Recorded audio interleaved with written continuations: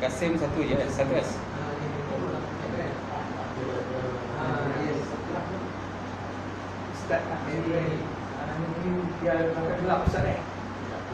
Ni boleh buka itu. Sebab dia gelap ah. Kalau putus. Ni buka, bahkan tutup. Ni buka.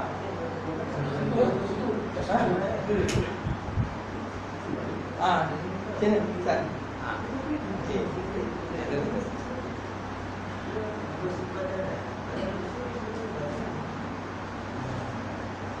Coba dah.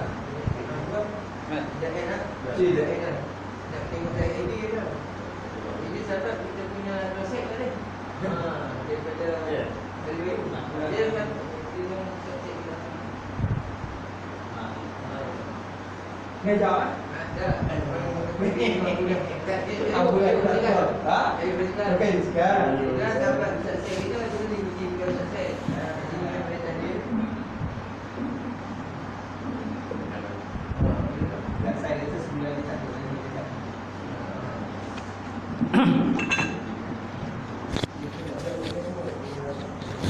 Baik, kita mulakan kuliah malam ni dengan sama membaca Ummul Kitab ila hadratin Nabi Muhammadin Mustafa Rasulullah sallallahu alaihi wasallam lal kiram wa ashabil rizam syaullahumul Fatihah. A'udzubillahi minasyaitonir rajim. Bismillahirrahmanirrahim. Alhamdulillahi rabbil alamin arrahmanir rahim maliki yaumiddin.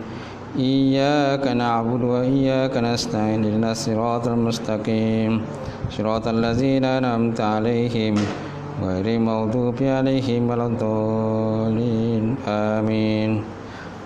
Syed Samsul siapa?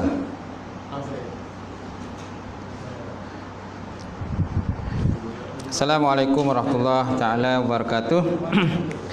Alhamdulillah wahdah sadaqa wa'dah wa nasara 'abdah wa azza jundahu wa hazamal ahzaba wahdah. Asyhadu an la ilaha illallah wahdahu la syarikalah wa asyhadu anna Muhammadan abduhu wa rasuluhu. Allahumma salli wa sallim ala sayyidina wa nabiyina wa habibina wa maulana Muhammad imamil muttaqin wa qaidatul mujahidin wa ala alihi wa sahbihi wa man da'a bi da'watihi wastanna bi sunnatihi ila yaumil. Kena akad sikit. Kena dongakkan sikit. Dongakkan sikit. Okey, dah. Baik. Alhamdulillah. Qala Allah Subhanahu wa taala fi kitabil azim wa a'udzubillahi minasyaitonir rajim. Bismillahirrahmanirrahim. Ya ayyuhallazina amanu taqullaha wa tanzur nafsun ma qaddamat lighad wattaqullaha innallaha khabirum bima ta'malun. Sadaqallahul azim. Artinya, wahai orang beriman, takwalah kamu kepada Allah Subhanahu wa taala dan perhatikan oleh kamu akan apa-apa yang kamu persiapkan untuk negeri akhirat, dan bertakwalah kamu kepada Allah Subhanahu wa taala. Sesungguhnya Allah Ta'ala itu maha meliputi akan segala ilmunya. Alhamdulillah. Qala Nabi sallallahu alaihi wasallam, "May yuridullahu bihi khairan yufaqqih fiddin." Maksudnya barang siapa dikenaki oleh Allah Subhanahu wa taala akan kebajikan, dan saya diberikan kepahaman di dalam bidang agama, insya-Allah. Alhamdulillah. Ya Wati Fadil Tuan Imam kita, kemudian Tuan Bilal, Pengurusi surau, Jataka surau, muslimin muslimat yang dirahmati Allah. Alhamdulillah, kita panjatkan puji syukur kepada Allah Taala, kerana Allah Taala sekali lagi mengizinkan pertemuan kita. So jodoh kita masih panjang nampaknya. Masih panjang jodoh kita, dan kita dapat bersama malam ni untuk kita sambung. Walaupun bukan lagi atas nama takmir, bukan takmir lagi, tapi insya-Allah kita teruskanlah. So malam ni kita sambung ayat berapa tu tuan? Ayat 12. 12 kan? Baik, kita lihat ayat 12 surah Al-Mulk. Mana Allah Ta'ala menyebut dalam Quran, dia kata a'udzubillahi minasyaitonirrajim, innal ladzina yakhshawna rabbahum bil ghaib lahum maghfiratun wa ajrun kabir wa asirru qawlakum aw jaharu bih innahu alimun bizatis sudur ala ya'lamu man khalaqa wa huwal latiful khabir wallazi ja'ala lakumul arda zalula famshu bi manakibiha wa kulu min rizqihi wa ilaihin nusyur. Sadaqallahul azim. Pas itu dulu. Maksudnya innal ladzina yakhshawna rabbahum bil ghaib.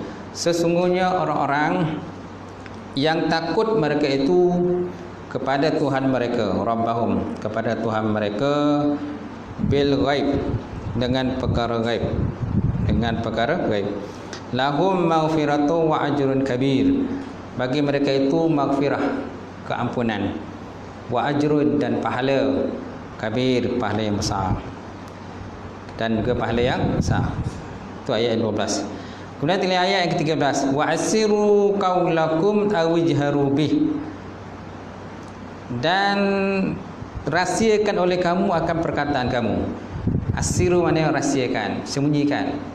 Wa asiru qaulakum, dan rahsiakan oleh kamu akan perkataan kamu, aw ijharu bih, ataupun kamu lahirkan, kamu jaharkan perkataan kamu, in bihi, dengannya, innahu, sesungguhnya Allah Ta'ala itu alim, lagi maha mengetahui, bizatis sudur, dengan orang-orang yang mempunyai hati, ataupun suatu benda yang terdapat dalam hati kita, semuanya diketahui oleh Allah Subhanahu Wa Ta'ala. Asal mana sudur ni dada, sadrun, dada lah. Tapi ini bukan hanya sekadar dada, mana apa yang terdapat dalam hati kita lah. Dalam dada kita semua diketahui oleh Allah Subhanahu Wa Ta'ala. Ala ya'lamu man khalaqa, ala ya'lamu man khalaqa, bukankah Allah Subhanahu Wa Ta'ala itu yang mengetahui siapa yang dia telah ciptakan. Ala ya'lamu man khalaqa, bukankah dialah yang mengetahui siapakah yang dia telah cipta. Wa huwal latiful habir, dan dia yang Allah Ta'ala itu maha latif lagi khabir. Latif maha lemah lembut, latif, khabir lagi maha meliputi akan ilmu dia. Wallazi ja'ala lakumul arda zalula, dialah Allah Ta'ala yang telah menjadikan bagi kamu itu bumi zalula, keadaan bumi itu terhampar. Famshu fi manakibiha, oleh itu berjalanlah kamu pihi pada, ataupun di dalam manakibiha, di dalam ceruk rantau dia, solok mana sekalipun suruh berjalan. Wa kulu min rizqihi, dan makan oleh kamu daripada rezeki Allah Ta'ala. Wa ilaihi nusyur, dan kamu kepadanya akan dibangkitkan. Okay? Makanlah apa yang kamu nak makan dalam dunia ni, makan, janji halal lah. Besok akhirat kamu akan dibangkitkan, akan dihadapkan di hadapan Allah Subhanahu Wa Ta'ala, akan hitung segala amalan kita. Baik, sebab turun ayat yang ke-13, sebab turun ayat yang ke-13, wa asiru qaulakum aw jaharu bih innahu alimun bizatis sudur. Kata Ibn Abbas, kan, diturunkan ayat ini bersempena kaum musyrikin yang mengkeji dan mengata baginda Rasulullah sallallahu alaihi wasallam. Lalu malaikat Jibril alaihi salam memberitahu kepada beliau umpatan mereka dan sikap prejudis mereka terhadap baginda Rasulullah. Orang-orang musyrikin tersebut berbisik sama mereka kerana bimbang rahsia mereka bocor. Lalu mereka berkata, wa asiru qaulakum aw ijharu bih, perlahankanlah suara kamu agar Tuhan Muhammad tidak mendengar apa yang kamu katakan. Perlahankanlah suara kamu. Mana di kalangan orang kafir musyrik Mekah berbisik-bisik di kalangan mereka, takut Allah Ta'ala dengar. Masalahnya Allah Ta'ala dengar. Walau macam mana pun, apa yang mereka rahsiakan dalam hati mereka, ataupun mereka hanya berbisik-bisik tentang sifat-sifat baginda ni yang mereka pelekehkan, yang mana mereka tidak mau beriman dengan baginda Rasulullah SAW, sesungguhnya Allah Ta'ala mengetahui apa yang mereka bisikkan. Wa asiru qawlakum awijharubi. Ni ayat ni orang kata nak menceritakan bagaimana Allah Ta'ala mengetahui, sama ada mereka sembunyikan ke ataupun mereka zahirkan apa saja ucapan yang mereka kata terhadap Nabi, ucapan-ucapan buruk mereka. Sesungguhnya Allah Ta'ala tahu, innahu alimun bizatis sudur. Sesungguhnya Allah Ta'ala itu mengetahui akan segala isi hati yang terkandung di dalam sudur, dalam dada-dada manusia. Baik. So mana ada 4 ayat di sini, 12, 13, 14 dan 15. So apakah kaitan ayat dengan ayat sebelumnya? Sebelum ni, ayat sebelumnya kita dah sentuh berkenaan dengan neraka. Orang-orang yang engkar kepada Allah Subhanahu Wa Taala, di mana mereka itu dicampakkan ke dalam neraka oleh Allah Subhanahu Wa Taala. Iza ulqu fiha sami'u laha shahiqan wa hiya tafur. Ayat 7 di belakang. Takadu tamayyazu minal ghais kullama ulqiya fiha faujun sa'alahum khazanatuha alam ya'tikum nazim. Setiap kali mereka dicampakkan ke dalam neraka, mereka terdengar siulan sedutan yang menggerikan, sedangkan ia neraka itu terus menggelegak. Mana setiap kali bunyi neraka itu dicampak masuk dalam neraka, dia bunyi macam satu bunyi yang tempikan yang kuat lah. Itu nak cerita tentang ciri-ciri neraka. Takadu tamayyazul minal ghais. Hampir neraka itu terpecah. Hampir pecah neraka itu. Kenapa? Kerana bengis dia, kerana marah dia dengan orang kafir ni yang mendustakan Allah Subhanahu Wa Taala ketika mereka hidup dalam dunia. Malahan bila ditanya pada mereka, bila mereka campak dalam neraka, qalu alam ya'tikum nazir. Kan? Alam ya'tikum nazir. Tengok ayat yang ke-8 tu. Alam ya'tikum nazir, bukankah tak ada didatangkan kepada kamu sebelum ini peringatan? Tak adakah sesiapa kata para nabi dan rasul ke, orang Islam ke, orang beriman ke, para ulama, ahli ulama dan sebagainya, tak ada ke bagi nasihat pada kamu sebelum ni? Apa jawapan mereka? Penghuni neraka tadi, qalu bala. Mereka kata ada. Qad ja'ana nazir, sungguh telah datang pada kami ini peringatan. Fakazzabna, tetapi kami dustakan. Itu dah. Bukan tak ada yang bagi peringatan, bukan tak ada Tok Imam bagi peringatan, bukan tak ada ustaz, para ulama tertubu bagi peringatan pada kita, pada mereka. Bukan tak ada, ada. Tapi mereka jawab apa? Fakazzabna, kami mendustakan mereka. Waqulna, dan kami katakan ma nazzalallahu min syai'in, Allah Ta'ala tidak pernah menurunkan walaupun sesuatu pun kepada kita. In antum illa fi dhalalil mubin, tidak adalah mereka itu kecuali mereka itu berada dalam kesesatan yang nyata. Itu ayat yang belakang sebelumnya. Okey. So sekarang ni kita lihat ayat 12. Okey. Jadi sebelum ni Allah Taala mengancam orang kafir dengan azab neraka. Sebagai imbangannya Allah Taala menjanjikan pula kepada golongan mukmin dengan imbuhan keampunan dan ganjaran yang besar. Innal ladzina yakhshawna rabbahum bil ghaib lahum maghfiratun wa ajrun kabir. Sesungguhnya orang-orang yang takut kepada Tuhan mereka bil ghaib, dengan perkara gaib, ataupun sama ada gaib ke tak gaib ke, orang nampak ke tak nampak ke, lahum maghfiratun wa ajrun kabir, bagi mereka itu keampunan dan pahala yang besar yang dijanjikan oleh Allah Taala.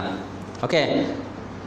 Jadi setelah Allah Ta'ala sebut tentang orang neraka, ciri-ciri orang neraka pada Allah, sekarang ni Allah Ta'ala sebut pula ciri-ciri orang-orang yang beriman kepada Allah, orang yang takut. Itu kebiasaan yang berlaku dalam Quran. Itu kebiasaan yang berlaku dalam Quran. Sebut orang kafir, sebut orang tak kafir pula, orang beriman pula. Sebut orang beriman, sebut pula orang tak beriman. Sebut syurga, sebut pula neraka. Sebut daratan, sebut pula lautan. Okay? Sebut matahari, sebut pula tentang bulan, bintang dan sebagainya kan. Sebut nahar, kemudian sebut pula malam. tulijul laila fin nahar wa tulijul nahara fil lail. Kan? Sebut malam kemudian sebut siang. Itu kebiasaan yang berlaku yang terdapat dalam Quran. Ini pun termasuk dalam ilmu balaghah juga. Ilmu batik. Kan? Termasuk ilmu batik mana sebut suatu benda kemudian digantikan dengan sebut yang lain tu kan. Baik. Jadi Allah Taala selang-selikan benda itu. Kemudian sekali lagi Allah Taala mengancam orang kafir dan manusia seluruhnya bahawa Dia Maha mengetahui segala apa yang mereka lakukan. Jadi dalam ayat 12 Allah Taala sebut tentang orang-orang yang takut pada Allah. Kemudian Allah Taala masuk ayat 12. Nak cerita pula Allah Taala tahu tentang apa yang dibisikkan oleh orang kafir pula. Selang sendiri balik orang kafir pula.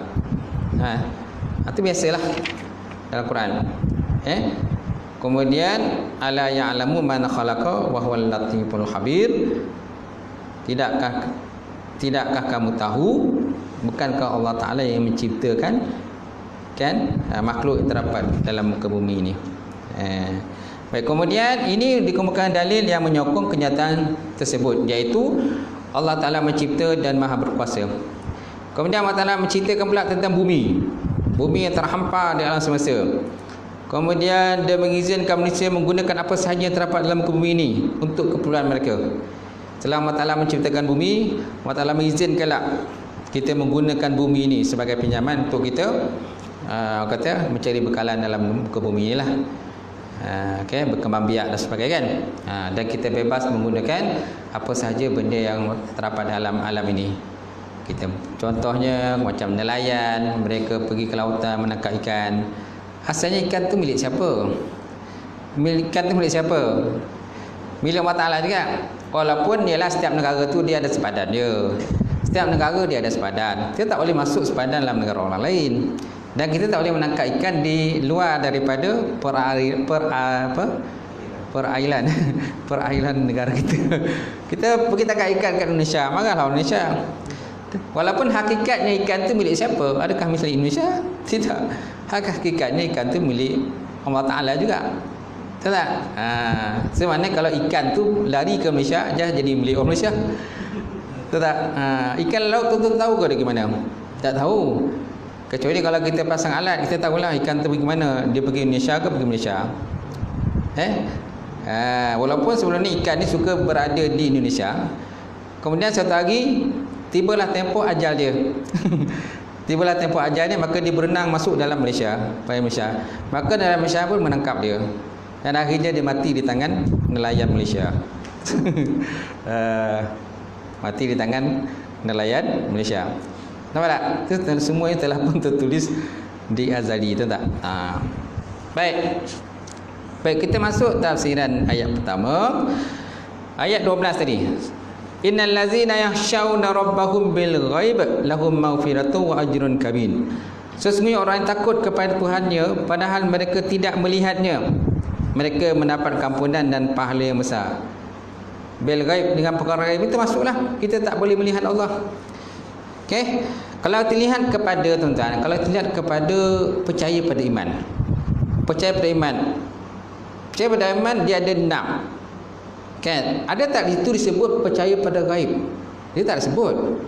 Sedangkan Al-Quran ada innal ladzina yakhshawna rabbahum bil ghaib, ataupun ayat alif lam mim zalikal kitabu la raiba fi hudal lil muttaqin alladzina yu'minuna bil ghaib. Alladzina yu'minuna bil ghaib, dan orang-orang yang beriman dengan perkara ghaib. So kenapa dalam rukun iman tak ada percaya kepada perkara ghaib? Kenapa tak ada? Ada kata tidak? Ada. Percaya pada Allah, ghaib tak? Ghaib. Percaya pada malaikat, ghaib tak? Dah ada kat situ dah, walaupun tak disebut secara jelas. Tetap ada percaya perkara ghaib. Kan? Percaya pada malaikat, percaya pada rasul dah ghaib dah, tak ada dah wafat. Okay? Percaya pada kitab. Kalau kitab masih ada lah, boleh nampak, kita lihat. Okay? Kemudian percaya kepada hari kiamat. Kiamat ghaib tak? Tak nampak lagi. Belum, tak tahu berlaku kiamat bila ke? Bila? Kemudian percaya pada qada dan qadar, pun perkara ghaib juga. Semaknanya tak boleh kita nafikan dalam rukun iman tu tak ada petunjuk gaib. Tetap ada juga. Tetapi tidak disebut secara jelas. Baik. Kemudian maknanya, tidak maknanya orang yang takut kepada azab Allah padahal mereka belum melihatnya, namun mereka tetap beriman kerana takut terhadap azabnya. Orang-orang yang merasa takut kepada Allah dalam keadaan seorang diri atau ketika berada di khalayak ramai, lalu meninggalkan maksiat dan taat kepada Allah meskipun tiada manusia lalu melihatnya, orang-orang ini Allah Ta'ala ampunkan dosa mereka dan mereka mendapat ampunan besar daripada Allah Ta'ala. Di samping ganjaran yang amat lumayan iaitulah syurga Allah Subhanahu wa Ta'ala. Okey. Jadi ciri-ciri orang yang beriman ni antaranya percaya pada gaib lah. Dan sama ada orang nampak ke tak nampak, dia mesti memiliki ciri-ciri beriman kepada Allah Ta'ala ni. Takut dia kepada Allah. Takut dia. Kalau tuan-tuan lihat kepada mana takut, takwa, imtisaru awamirillah wa ijtinabu nawahi fi sirri wa alaniyah. Menjunjung tinggi pada Allah Subhanahu wa Ta'ala dan mengerjakan apa yang disuruh dan meninggalkan apa yang ditegah, sama ada orang nampak ke tak nampak. Itu dikatakan sebagai takwa. So maknanya barang siapa yang belum ada ciri-ciri, orang kata depan orang ke tak depan orang ke, dia tetap takut kepada Allah. Barang siapa yang tak ada ciri itu, maka bukan dikatakan sebagai orang yang takwa pada Allah. Belum masuk dalam orang yang takwa pada Allah. Kerana orang takwa begitulah. Sama orang nampak atau tak nampak dia takut. Walaupun begitu, kita jangan takut. Kita masih dalam proses belajar. Dan insya-Allah suatu hari nanti mungkin kita boleh sampai pada tingkatan orang yang bertakwa kepada Allah Subhanahu wa Ta'ala. Inna akramakum indallah atqakum. Sesungguhnya orang-orang yang paling bertakwa, yang paling takut kepada Allah adalah orang yang bertakwa kepada Allah Ta'ala. Orang yang paling mulia lah. Baik tuan-tuan. Dalam hadis sahih Bukhari Muslim tercatat bahawa sab'atun yuzilluhumullah fi zillihi fi yauma la zilla illa zilluh. 7 perkara, 7 golongan yang mendapat naungan Allah, yang pada satu hari yang mana tiada naungan melainkan naungan Allah Subhanahu wa Ta'ala. Tuan-tuan, ada 7 golongan. Sabatum yuzillullah fi zillihi fi yauma la zilla illa zilluh. 7 golongan yang mendapat naungan Allah yang tidak ada naungan pada itu melainkan Allah Ta'ala. Mana dia tuan-tuan? Yang pertama, imamun adil, pemimpin yang adil. Pemimpin yang adil. Maksud pemimpin yang adil itu wad'u syai'in fi makani, meletakkan sesuatu pada tempat dia. Itu dikatakan sebagai pemimpin yang adil. Hatta walau kepada musuh pun kita kena bersikap adil juga. Hatta pada orang yang benci pada kita pun kita juga kena bersikap adil juga. Baik, itu yang pertama. Yang kedua, kan, rajulun nasya'a fi ibadatir rabbih, ataupun syabun, kan, nasya'a fi ibadatir rabbih, lelaki yang mana dia selalu beribadah kepada Allah. Lelaki ataupun muda selalu beribadah kepada Allah Subhanahu wa Ta'ala. Ini mendapat, kata, golongan yang kedua mendapat naungan. Yang ketiga, rajulun qalbuhu mu'allikum bil masajid, lelaki yang mana hatinya sentiasa tersangkut ataupun terpaut ke masjid ataupun ke rumah-rumah Allah Subhanahu wa Ta'ala.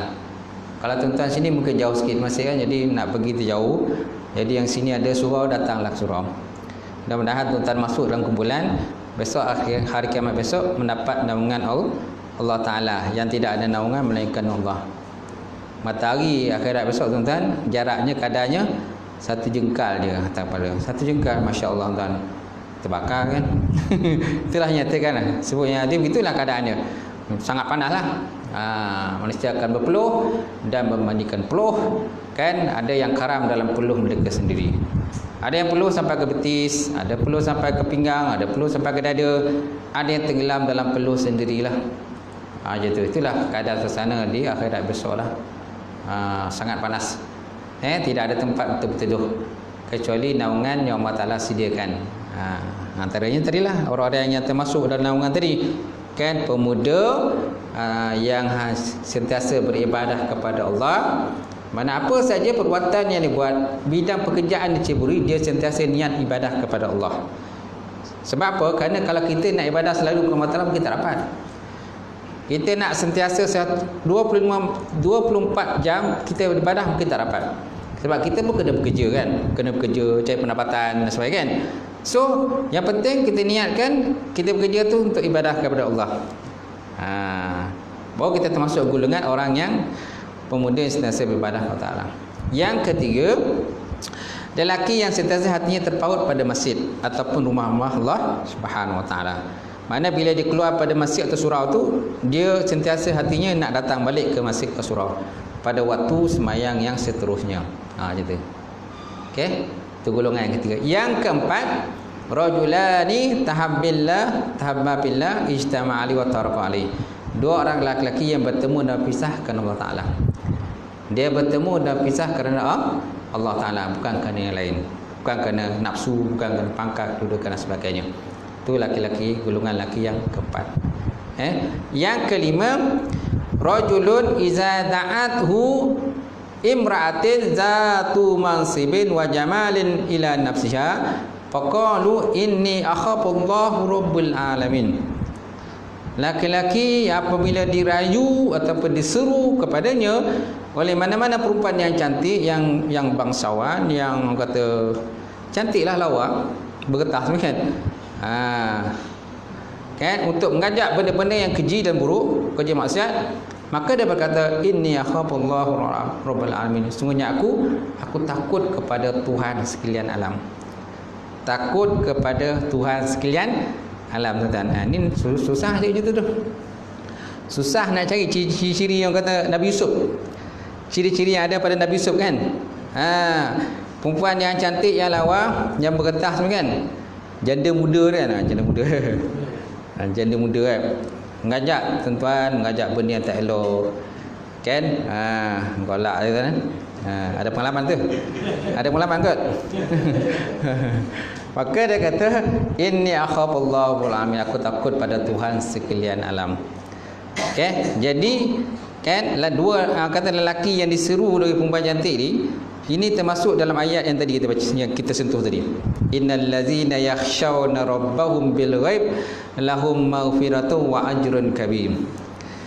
Sungguh orang-orang yang takut mereka itu kepada Allah Taala dengan perkara gaib, kan, bagi mereka itu keampunan dan juga ganjaran pahala yang besar. Okey, so mana ada 5 lelaki tadi kan, ada 2 lagi. Lelaki yang ketujuh, iaitulah laki-laki tasaddaqa biyaminihi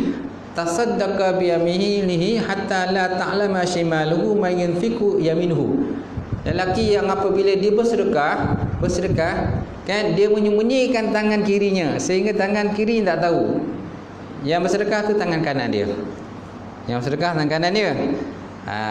Sehingga tangan kiri tak tahu. Okey. Itu kalau sedekah tu kecil lah. Sedekah besar macam mana pula? Takkan nak bagi sebelah tangan, borek.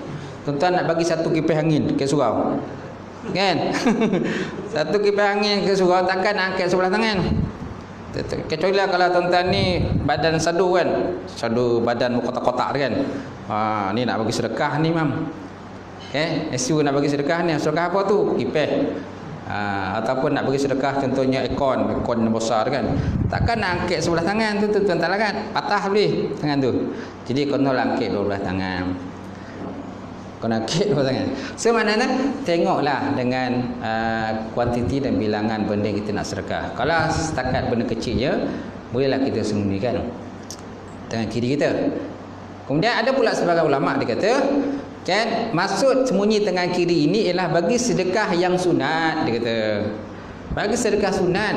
Kalau sedekah wajib, kita kena menzahirkan. Menunjukkan kepada orang lain. Contohnya bab zakat. Kita bayar zakat kan. Tunjuk kalau orang tak apa. Kena termasuk dalam sedekah wajib, bukan sedekah sunat. Okey, bagi pula sedekah kat surau dia pula. Lagi elok pula. Betul tak? Bagilah seekor kobra, seekor lembu ke, apa tu buat kenduri. Itu lelaki yang ke-6. Lelaki yang ke-7, kan? rajulun zakarallahu khuliyan fafadat ainahu. Lelaki yang mengingati Allah Subhanahu wa taala pada masa hulian, masa yang sunyi tengah malam, kan, pukul 3 pagi bangun, kan, sembahyang tahajud, lepas tu berzikir, bermunajat kepada Allah Taala sehingga mengalirkan air mata, menitiskan air mata, mengenangkan dosa-dosa kesilapan yang lepas lalu, kan, fafadat ainahu, maka mengalirlah air mata dia. Semana air mata tadi maka mengkifarahkan dosa-dosa yang lepaslah. Semana ada 7 golongan ini, mereka ini mendapat naungan Allah Taala pada hari kiamat yang tiada ada naungan melainkan dengan Allah Subhanahu Taala. Kayak ada orang tanya, kenapa lelaki ustaz? Perempuan je nah. Perempuan pun ada juga kelebihan lain, banyak lagi ada lain menyebut tentang kelebihan perempuan. Ni tentang nak cerita lelaki lah. Kena lelaki ni dia borek sikit tanggungjawab dia, kan? Lelaki ni borek sikit. Terutama lelaki tadi yang hati nak tersangkut ke semasjid surau tu susah sikit. Yang banyak sangkut tempat lain sampai memancing. Mana apa itu? Ni lah kat nak maghrib dah ni. Lagi mancing pergilah surau dulu sembahyang, dah sembahyang kan pergilah lokal, pergilah mancing. Dah habis dah undangan tu. Ambil-ambil kan pergi. Lambat dah habis. Okey. Termasuk ayat ke-13. Dalam ayat ketiga Allah Taala sebut, dia kata wa asiru qaulakum aw jaharu bih innahu alimun bizatis sudur. Dan tutupkanlah perkataan kamu dengan perlahan ataupun dengan nyaring, sesungguhnya Allah Taala Maha mengetahui akan segala isi hati yang terkandung di dalam dada. Maknanya, sama ada kamu rahsiakan ataupun hebahkan bicara kamu, Allah Taala mengetahui mengenainya. Dia mengetahui segala lintasan yang tersemat dalam hati. Nampak? Apa yang terlintas dalam hati kita ni, semua diketahui oleh Allah Subhanahu Wa Taala. Orang lain tak tahu. Orang lain tak tahu. Rumah kita pun tak tahu. Kan? Tuan-tuan kan terlintas hati nak kahwin seorang lagi. Tahu tak rumah? Tak tahu. Tak tahu dia. Kecuali kalau tuan beritahu lah. Baru dia tahu. Tu siaplah. Siap kan? Tidur keluar je. Senyum. Senyum tu ada pengalaman tu. Baik, kemudian tiada sesuatu pun yang terselindung daripadanya. Artinya, dengan apa cara sekalipun orang bertutur dan melakukan sesuatu, Allah Ta'ala tetap mengetahuinya. Nampak? Kerana salah satu daripada sifat Allah itu alim. Alim, mana apa alim? Maha mengetahui. Maha mengetahui. Alim, ain lam ya mim, alim. Kalau manusia alim, ain alif lam mim. Kalau manusia ain alif lam mim, alim. Kalau Allah Taala alim, ain lam ya mim. Kan beza kan? Dari segi wazannya, dari segi wazan timbangan tu dah berbeza dah. Kalau alim saja ini pada manusia, kerana manusia ini alimnya terbatas. Alimnya terbatas. Kan? Pakar. Orang dalam dunia ni pun macam-macam pakar kan. Dan pakar pun kadang-kadang dia ada khususan dalam bahagian dia saja. Contohnya doktor pakar tulang, dia pakar tentang tulang je. Benda lain dia tak pakar. Kalau pakar pun sikit je kan. Tapi dia spesialis dia bahagian doktor tulang je. Ataupun doktor jantung, pakar jantung, dia jantung aja. Ada tak semua doktor tu dia semua tahu? Semua yang jantung lah, semua dia pakar.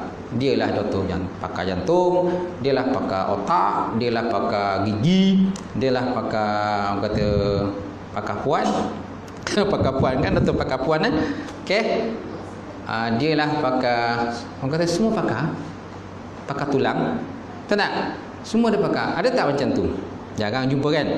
Jarang. Biasanya mesti ada pakar satu. Itulah doktor tentang pakar binatang. Dia hanya sesuatu dalam bagian binatang tertentu saja lah yang dia pakar. Tak semua binatang dia tahu. Kan? Walaupun ada juga yang begitu, tapi jumlahnya sedikit lah berbanding dengan doktor yang semua pakar. Okey? Baik, kemudian ada juga pakar kata. Dia pakar tentang kata je. Dia tak pakar. Pakar tentang kata je. Okey? Kemudian sebab itu berwaspadalah daripada maksiat ketika kamu bersendirian, seperti mana kamu berwaspada daripadanya ketika kamu berada di khalayak ramai. Tiada perbezaan keadaan itu bagi Allah. Kemudian timbul persoalan, kenapa didahulukan perkataan asiru berbanding dengan awijharu? Kenapa dimulakan perkataan asiru mana disembunyikan, diperlahankan, berbanding dengan dijaharkan, dikuatkan? Kenapa? Okey. Didahulukan perkataan asiru daripada awijharu kerana hal tersebut sejajar dengan apa yang berlaku pada kebiasaannya. Setiap perkara pada mulanya tersembunyi dalam diri, kemudian dinyatakan secara terang-terangan. Nampak? Kerana biasanya manusia begitu, dia akan simpan dalam hati dulu. Simpan dalam hati dulu, lepas tu bila sampai saat ketikanya, maka dia pun meluahkan. Betul tak? Meluahkan hati dan juga perasaan dia kepada orang lain. Sama ada dia cakap sendiri ataupun ditulis. Kadang dia bisu, kalau dia bisu macam mana? Takkan dia nak cakap, dia tak kerti nak cakap. Je dia kata dia cinta dengan saya cinta dengan kau macam jenis kan. Macam lelaki-lelaki cinta perempuan, cenia-cenia lah. Jadi perempuan pun tak faham benda dia. Benda tak faham kita. Jadi suruh dia tulis I love you. I love you, I miss you, macam-macam lah, you semua lah. Dia bagi perempuan tadi. Oh, aku dah faham dah. Dia. Kalau cakap itu aku tak faham. Okey.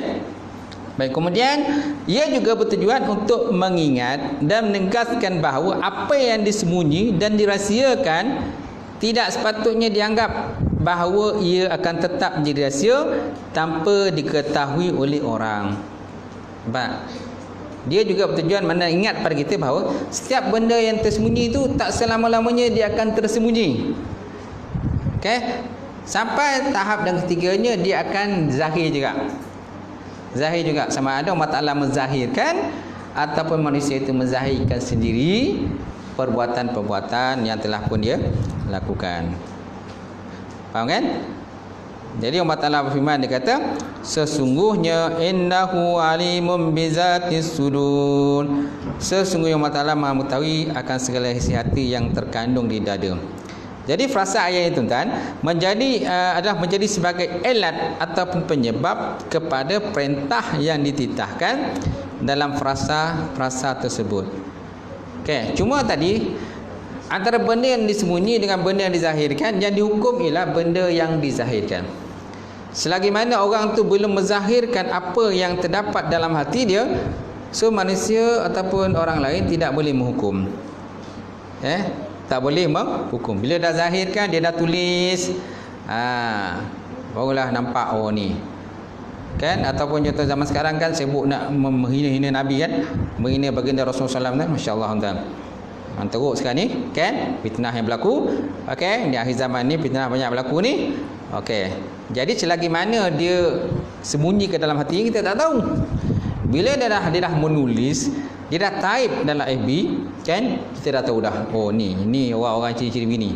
Orang macam ni dia kita tahu dah. Dia ni memang suka atau dia benci kepada baginda Rasulullah sallallahu alaihi wasallam. Nampak tak? So bila dah dia menzahirkan, pihak pemerintah lah kena ambil tindakan. Tengok pula ada elemen pula, ada undang, memang ada pembentukan undang tu kan. Kalau ada pembentukan undang menyatakan siapa yang menghina Nabi ni, kita kena ambil tindakan. Mengikut pada undang tadi, kita ambil tindakan. Tak boleh kita diam macam tu je. Kalau dia diamkan, dia akan berpanjangan, berterusan. Lagi banyak pula lagi tuan, lagi macam-macam lagi keluar pula. Kenapa dia kata orang Islam ni diam je, tak tahu apa pun. Kan? Macam tu. Kita pun tak ada hina Tuhan dia. Kita tak ada hina Tuhan dia. Kan? Kalau kita cakap pun hanya dalam maksiat tu surah je. Tak ada kita nak pergi keluar ke rumah, keluar pergi jumpa dengan Tok Pekong dan sebagainya kan? Kita tak ada marah depan dia. Tak ada. Tapi mereka berani. Nampak? Dia berani. Dia menzahirkan. Kita lah FB pun tak ada kita sebut macam tu. Menghinakan Tuhan dia, patung dia macam kan? Tak ada pun. Orang Islam tak ada hinakan. Tapi mereka yang hinakan. Nampak? So ayat di atas merupakan peringatan umum kepada sekalian makhluk dalam segala amalan, ianya melibatkan tutur bicara yang mereka rahsiakan berkenaan misi dakwah baginda Rasulullah sallallahu alaihi wasallam. Sikit lagi tuan. Kata Ibn Abbas, dia kata, tak kala mereka bersikap prejudis dan mengata Rasulullah sallallahu alaihi wasallam, Jibril beritahu pada Nabi, lalu mereka berpesan antara sama lain, bercakaplah dengan perlahan agar Tuhan Muhammad tak dengar. Namun Allah Ta'ala mendedahkan pekung mereka dan menurunkan ayat ini. Nampak? So Allah Ta'ala turunkan ayat ini, Nabi tahu pada Nabi bahawa inilah ciri-ciri orang kafir ni. Kan? Kan? Depan engkau kadang dia tak cakap. Belakang kau ada cakap. Habis tuan? Cukup. 8.45 dah. Alhamdulillah sampai situ pengajian kita. Cukup dah? Lagi? Tambah lagi?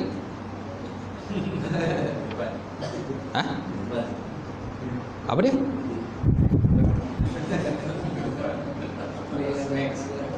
Next minggu lah. 24. Okey. Tahlil. Lepas ni ada tahlil. Okey. Cukup sekadar tuan pengajian malam ni insya-Allah. Sampai situ kita akan datang, kita masuk lagi ayat yang ke-14 pun tak ada. 12 13 pun panjang tuan nak huraikan. Insya-Allah akan datang semula. Baik, kalau ada persoalan diajukan kalau ada.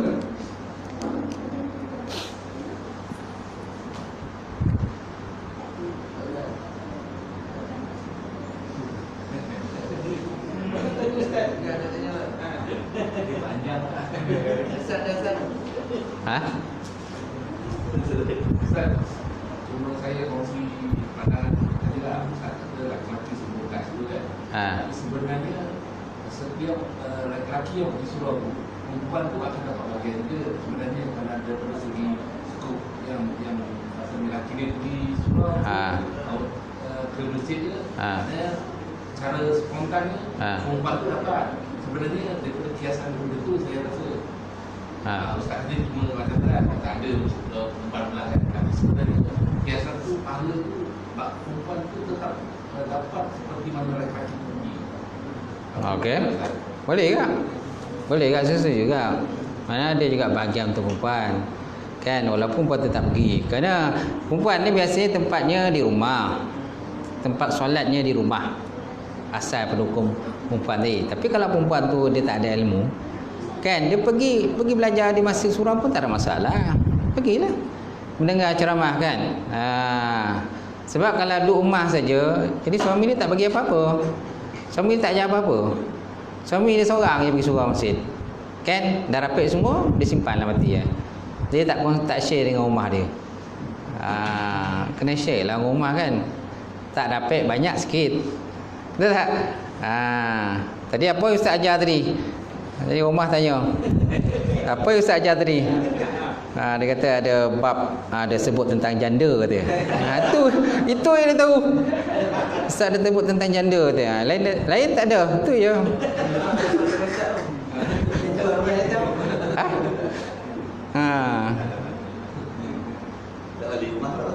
Tak boleh rumah. Tak boleh rumah, kena duduk luar lah. Tidak tidur dalam kereta lah. Ataupun tidur surau pun tak apa. Kalau dia tak basi balik rumah, tidur dalam surau. Semaya ibadah dalam surau kan. Macam tu. Jangan ditogur izin sudah. Kau seorang-seorang ni apa izin kata. Ni pukul 2 lah, pukul 3 pagi ni kan. Tengok belakang ni. Terus jauh-jauh boleh. Pelanggawa lagi, masya-Allah. Tak adalah tuan-tuan, insya-Allah. Okey? Habis Baik, kita tengok. Auzubillahi minasyaitonir bismillahirrahmanirrahim. Alhamdulillahirabbil wassalatu wassalamu ala alihi washabbihi ajmain. Allahumma zidna ilman nafi'a wa yaqinan shalihan wa taqabbal rizqan halalan mubarakatan katsira. Wasiyana fatay alim, maulana qulubana bi nuri ma'rifatika wa ta'arifin. Allahumma faqina fid din, Allahumma faqina fid din. Allahumma ijma'na hadza jam'al marhumah wa tafarraqna min ba'di tafarruqal ma'sumah. Rabbana aftah bainana wa baina qaumina bil haqq wa anta khairul fatihin. Rabbana atina fid dunya hasanah wa fil akhirati hasanah wa qina azabannar. Subhana rabbika rabbil izzati amma yasifun wa salamun alal mursalin. Alhamdulillahi rabbil alamin. Taqabbalallahu minkum.